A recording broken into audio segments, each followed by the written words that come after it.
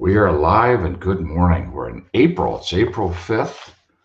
We have a beautiful sunny day here. I'm hoping you're having a great day and had a wonderful holiday weekend and Passover and Easter. And what a great experience for all of us to be with family and spend time together. It's great to be with everybody. We'll give everybody just a couple of minutes to join us this morning because today we're going to take on scroll number 10. I will seek guidance. It's the other bookend to the scrolls, scroll 1, scroll 10. Just very quickly, scroll 1 just sets up the whole concept of we have habits. Sometimes we surrender to them, and when we do, they don't serve us. So we're going to want to take on our habits of thinking, and we'll do that by studying the scrolls. At the end, Og says, okay, now we understand that love is the greatest secret. We know that we persist. We know we're the greatest miracle. We know we live each day as if it is our last. We control our emotions. We laugh at the world. We multiply our value 100-fold by acting now. We got the information. And now is scroll number 10, which is this other bookend that puts into play all the pieces that we're going to want to know. I'm just checking to make sure we're seeing you because my screen just went crazy. Hopefully we're okay.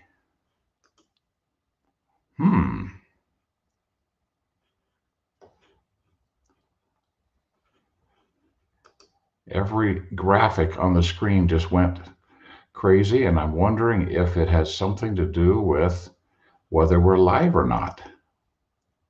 I think we still are. So I'm going to proceed as if we are. And maybe it's just on my end that we're seeing all of these crazy things happening. I've got multiple colors everywhere and no words. So hang in there, everyone. Let's go to work. Now, I want to open this up by going to a paragraph in scroll 10. And then I want to address something that's been so misunderstood that if I could bring some clarity to it for you this morning, I believe it could bless your life. It would make it a little bit clearer. How do I set goals and accomplish them?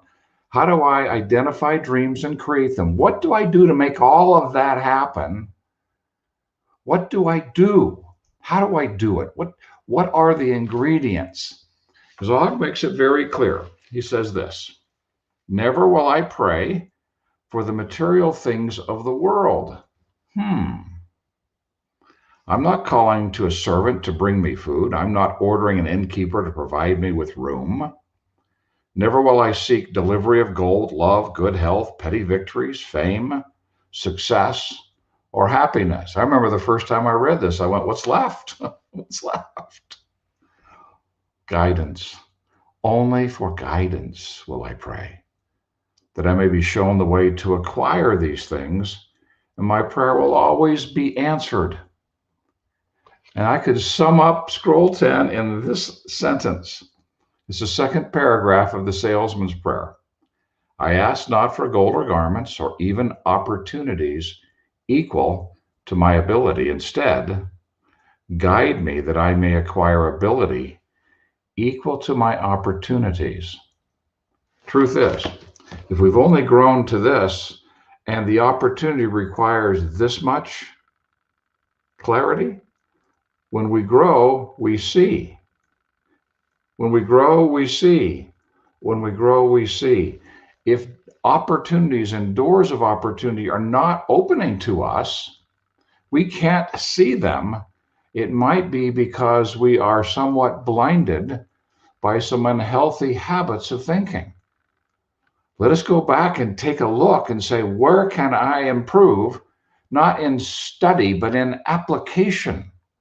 That in that pivotal moment when I get there, if I've been getting angry all the time, what would happen if I chose differently? If I show up in that moment and I jump all over somebody with my agenda, instead I care enough to step into their world and find out more about them, what would that do?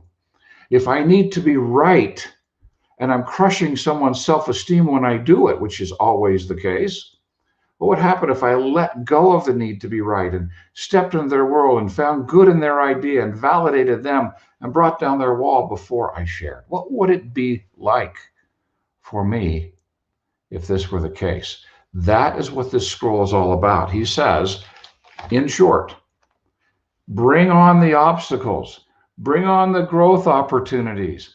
I want to acquire the ability equal to the opportunities that are in front of me so that I can see them and exercise them.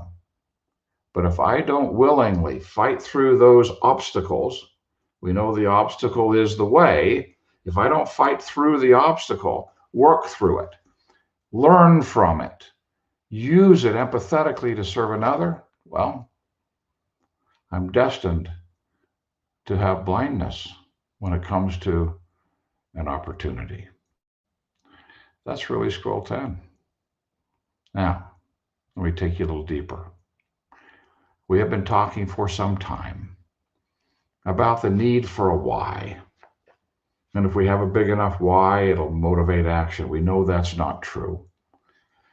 We just keep getting bigger and bigger whys, and they become more and more fantastical, and we get increasingly frustrated by it. We do want to have a why. I want to share something about this why that we may not have considered, and you maybe have. Most whys are external to us. They're called extrinsic whys.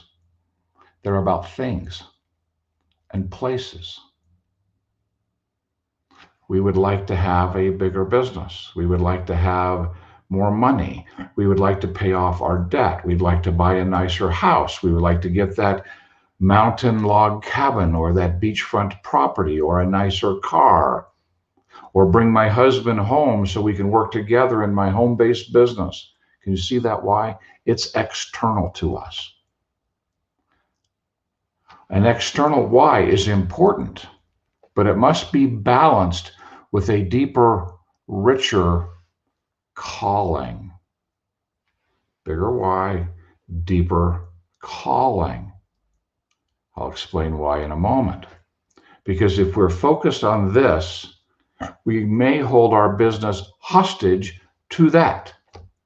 And we will be frustrated when someone doesn't buy from us, or they cancel an order from us, or they don't perform like they promised they would. We start to get frustrated with the people inside the business because we're requiring, mandating, even expecting this business to generate the revenue to fund our why. Now, we still want a why.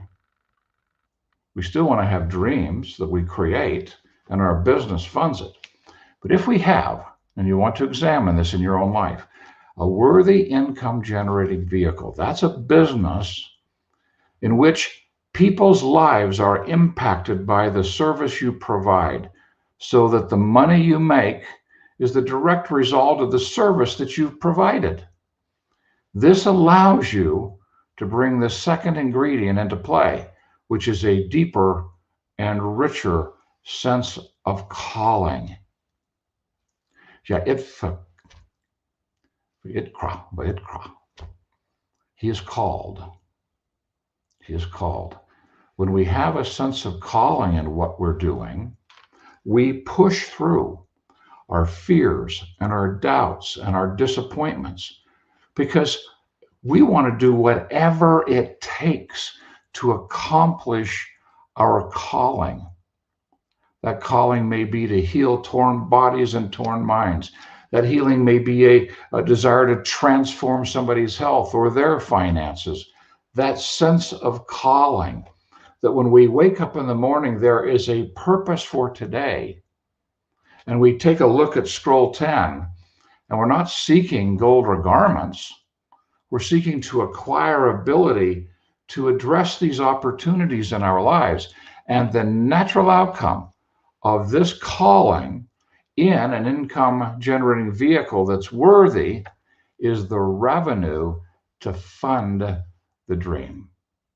We can look up there and see that and go, that's an extra bonus, but it cannot be my sole source of motivation, because being an extrinsic thing, it's hard for it to motivate my soul. When things get tough, that won't be enough. sense of calling. So take a look at your life. We do want to have a business and a life, and we want them to be separated. But in your business, are you in a business that benefits humanity, that does something of value? I love people like real estate agents who help people buy their homes or sell a home, a place that is so sacred and beautiful. Did you not have a wonderful time in your home? And was it not likely that there was a real estate agent who helped you find it? Perhaps an insurance agent who helped you insure it. We had a little accident with our truck. It's going to go in and get fixed. The insurance covers that. Thank you, insurance agent, for making sure that everything was in place so that if something like that happened, it could be taken care of. These are worthy income generating vehicles. Many home-based businesses fit this category, where we are blessing the lives of people physically, financially, emotionally.